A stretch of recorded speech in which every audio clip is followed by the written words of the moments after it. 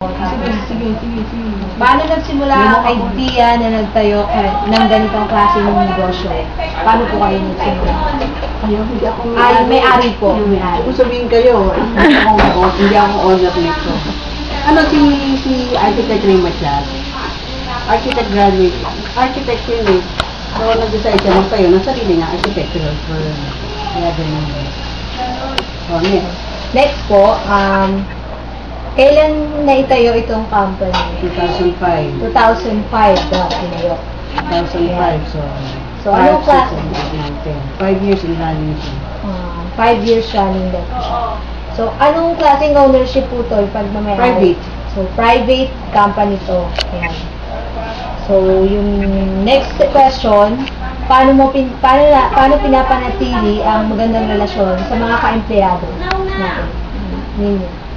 Paano napapanatili? Oo, na maganda yung relationship po. Paano ba, Christian? Ano lang naman yan eh? Give and take. Hindi yan, di ba? Sa kumpanya naman eh. Natutulungan lang yan, empleyado, at saka employer.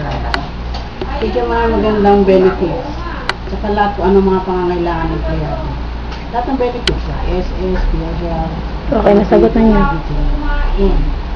Kompleto yun. Saka good salary. Good salary. Yun. So, benefits. Kaya yung the best eh. Yun yung importante. Mga benefits. So, kapag nagdi-decision po ba for general decision making po, kumukuha po ba ang manager ng opinion mula sa kanyang mga empleyado?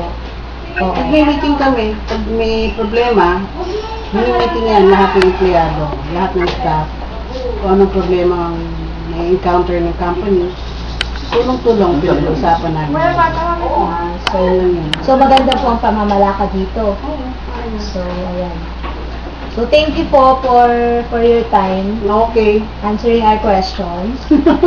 Natapos na eh. Sandali lang. Ang tagal-tagal eh. shake hands. So, shake hands Kailangan po. pa shake hands.